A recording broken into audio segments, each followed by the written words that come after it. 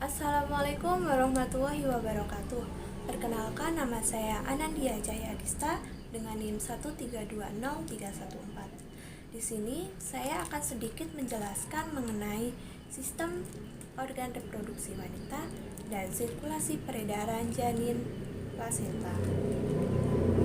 Yang pertama yang akan saya bahas yaitu sistem organ reproduksi wanita. Sistem organ reproduksi wanita itu dibagi menjadi dua. Yang pertama, genitalia eksterna, dan yang kedua, genitalia interna. Apa sih perbedaannya? Yuk kita bahas. Yang pertama, sistem organ reproduksi pada wanita genitalia eksterna. Sistem organ reproduksi genitalia eksterna itu merupakan sistem organ reproduksi yang berada di luar atau nampak. Sementara sistem organ reproduksi genitalia interna merupakan sistem organ reproduksi yang berada di dalam atau tidak nampak. Apa aja sih organ reproduksinya itu? Yuk kita bahas satu persatu. Yang pertama, genitalia eksterna. Terdiri dari labia mayora, labia minora, bone pubis, vulva, ada vestibulum, ada klitoris, ada himen atau selap udara, dan yang terakhir perineum. Sementara genitalia interna itu merupakan organ reproduksi yang berada di dalam tubuh manusia, seperti vagina, tuba falobi, uterus, ada dinding rahim. Yang pertama yang akan kita bahas yaitu organ reproduksi wanita genitalia eksterna. Yang pertama yaitu genitalia eksterna. Tadi kan sudah saya sampaikan bahwa genitalia eksterna itu merupakan organ reproduksi yang berada di luar atau nampak. Apa aja sih genitalia eksterna pada wanita itu? Yang pertama yaitu vulva. Vulva merupakan organ reproduksi yang nampak dari luar yang berbentuk lonjong dan umumnya terdiri dari bone pubis, vestibulum, labia minora, labia mayora, ada himen, ada klitoris. Untuk yang kedua yaitu ada bone pubis. Bone pubis itu merupakan setumpukan yang menonjol pada bagian area kewanitaan. Itu terdiri dari jaringan lemak dan pada umumnya apabila wanita sudah mengalami pubertas maka akan ditumbuhin oleh rambut. Yang ketiga yaitu labia mayora. Labia mayora merupakan lapisan lemak lanjutan dari bone pubis yang mengandung banyak plexus vena. Terus yang keempat yaitu labia minora. Labia minora merupakan lapisan tipis dari kulit yang bersebelahan dengan labia mayora. Selanjutnya klitoris atau kelentin. Itu merupakan organ reproduksi yang berbentuk kecil, itu terletak di atas labia minora, daerah sensitif rangsangan seksual. Kalau di laki-laki biasanya disebut dengan penis.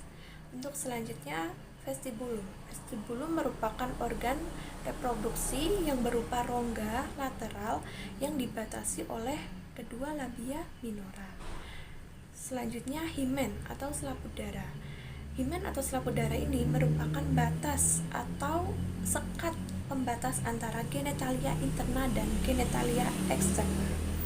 Dan yang terakhir pada genitalia eksterna ini ada perineum.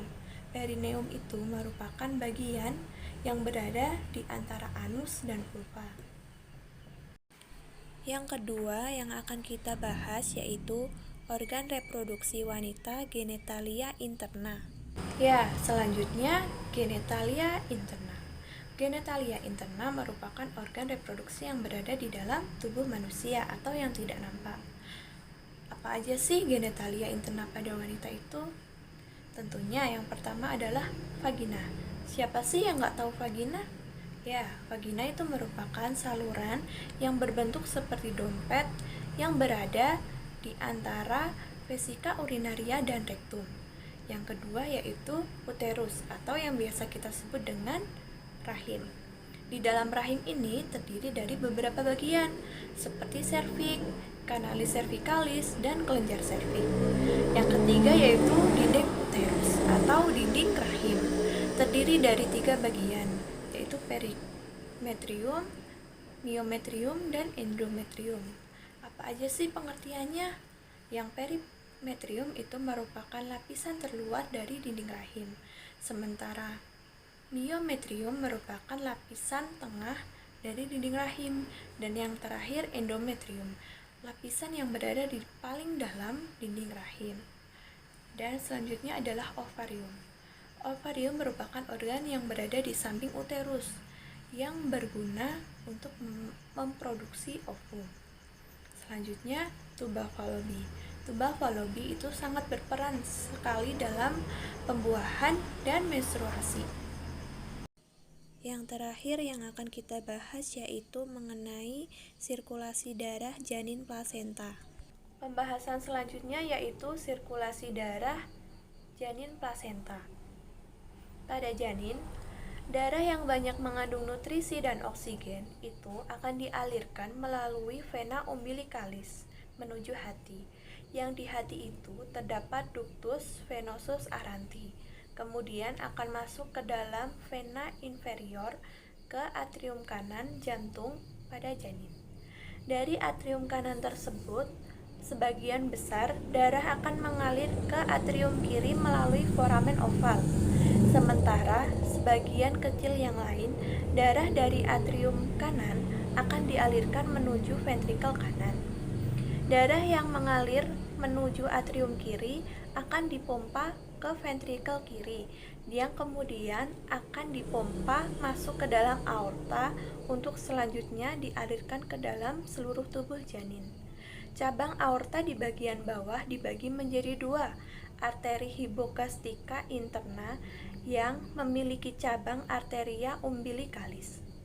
Darah dari ventrikel kanan yang dipompa menuju paru-paru, karena paru-paru dalam janin itu belum berkembang dengan baik, maka darah akan dialirkan melalui ductus arteriosus potali.